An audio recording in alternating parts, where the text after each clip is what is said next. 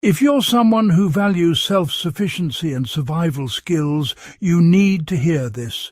And don't forget to subscribe for more content that could one day save your life. The year is 1944.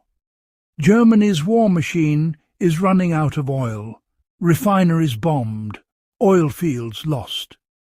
Yet trucks, buses and tractors still move. How? Not with secret technology, but with something ancient: wood. Through wood gasification, ordinary engines ran on fuel made from wood, charcoal, or even crop waste. This wasn't a fringe experiment. Across Europe, vehicles sported odd cylindrical boilers, symbols of resilience and ingenuity. Wood gasification became essential for civilian and military logistics.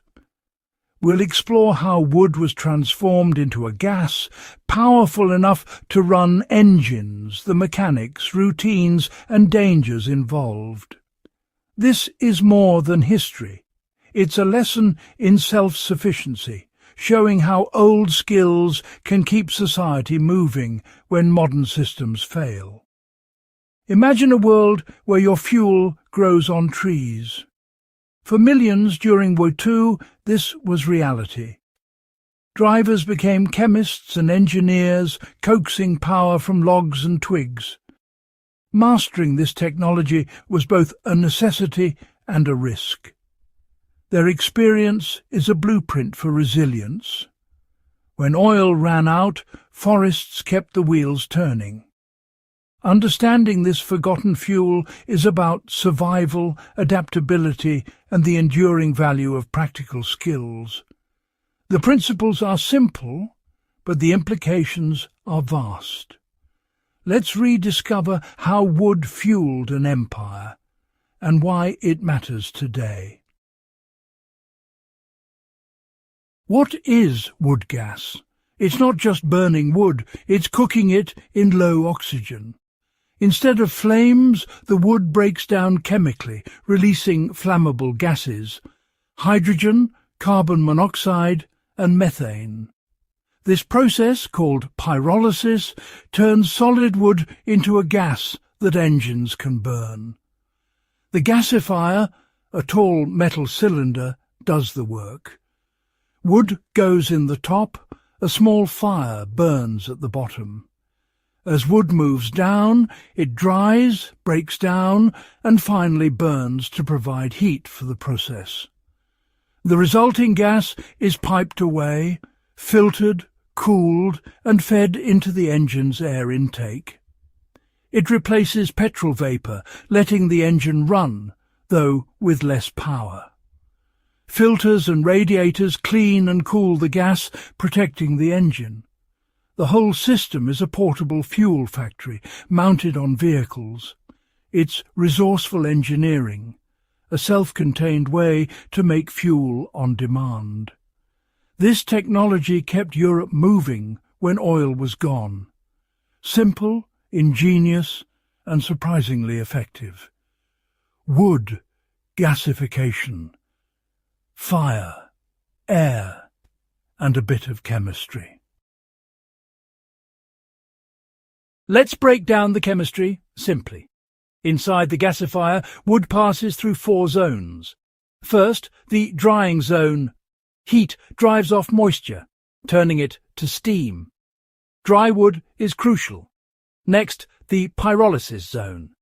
At 200–500 degrees C, wood decomposes, releasing tarry vapours and forming charcoal.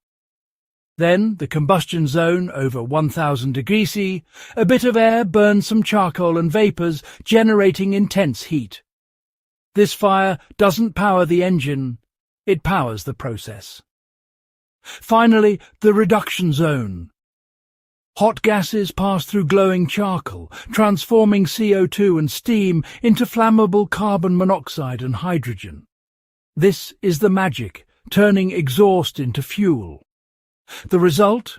A potent mix of hydrogen and carbon monoxide, wood gas. This gas powers the engine, closing the loop from forest to fuel tank. 4 zones, 1 transformation, wood to power. Simple chemistry, big impact. That's how wood becomes fuel. In WWII, wood gas wasn't a novelty, it was survival. Germany converted 500,000 vehicles to run on wood gas, from cars to buses. Special driving schools and wood filling stations sprang up. In occupied France, gasification cars became icons of resilience. For many, wood gas was a lifeline. Doctors, farmers and businesses relied on it. Neutral Sweden went further. By the mid-1940s, 90% of road traffic ran on wood gas. Sweden's efficient systems proved a nation could run on its forests. Drivers became mechanics and chemists, mastering their gasifiers.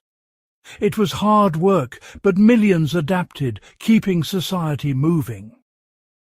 Wood gas was a quiet, vital force in wartime survival. Life with a wood gas vehicle demanded discipline. Each day began with fuel prep. Wood had to be cut into fist-sized, dry blocks. Hard daily work. Starting the engine was a ritual. Light a fire in the gasifier, use a blower to heat the charcoal bed, and test the gas until it burned clean. Only then could you drive. Driving was different. Less power, slower acceleration, and constant adjustment of the air-gas mix. Anticipating hills and listening to the engine became second nature. After every trip, maintenance was essential. Empty ash, clean filters, and remove sticky tar.